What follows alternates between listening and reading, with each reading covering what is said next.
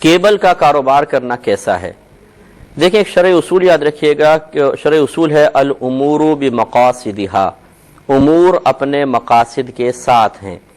مطلب کہنے کا یہ ہے کہ جیسے انسان کی نیت ہوتی ہے ویسے اس نیت کا بدلہ اللہ تبارک و تعالیٰ کی طرف سے دیا جاتا ہے۔ ایک کام ایسا ہوتا ہے جو بالکل ناجائز اور حرام ہے، شریعت نے اس کو منع کیا ہے،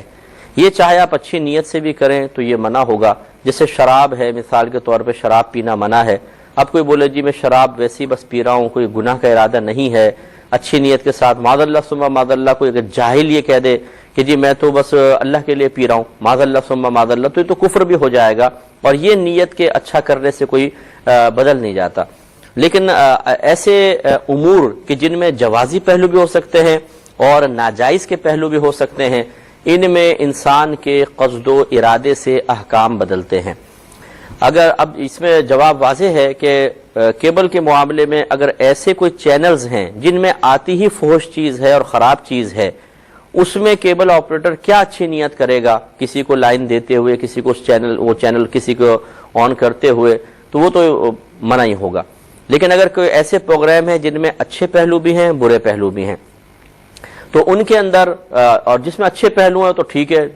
مکمل اچھے پہلو ہیں جیسے دینی پروگرام ہوتے ہیں، لیکن بعض ایسے پروگرام ہوتے ہیں کہ ان میں اچھے اور برے دونوں پہلو ہوتے ہیں۔ ایسی صورت میں وہ اگر کیبل آپریٹر کسی کے ساتھ اس کے برے پہلو کے معاملے میں تعاون کا ارادہ نہ رکھتا ہو بلکہ اچھے پہلو کو ہی پیش نظر رکھے تو پھر اس کی گنجائش بھی ہو سکتی ہے۔ خلاصہ کلام یہ ہے آسان الفاظ میں کہ کیبل کے کام کو مکمل طور پہ صحیح کہنا یہ بھی غلط ہے، اور مکمل طور پر ناجائز کہہ دینا یہ بھی صحیح نہیں ہے، بلکہ ہر کیبل آپریٹر اپنے خود اعمال پر غور و تفکر کرے کہ وہ کیا کیا عمل کر رہا ہے، کون کون سے چینل کسی کو دکھا رہا ہے، کس کس چینل کو کس رات کے کس حصے میں چلاتا ہے اور کیوں چلاتا ہے۔ یہ سب جانتے ہیں کہ یہ کیبل آپریٹر کیا کیا کر رہے ہیں اور کیا کیا نہیں کر رہے ہیں، تو ہر شخص اپنے ضمیر کو بنیاد بنائے اور اللہ تبارک و تعالیٰ اور اس کے رسول کریم صلی اللہ علیہ وسلم کے احکامات کو اپنے سامنے رکھے تو بآسانی فیصلہ کر سکتا ہے کہ کیبل کی کون کون سی چیزیں صحیح ہیں، اس کی روزی بھی صحیح ہے،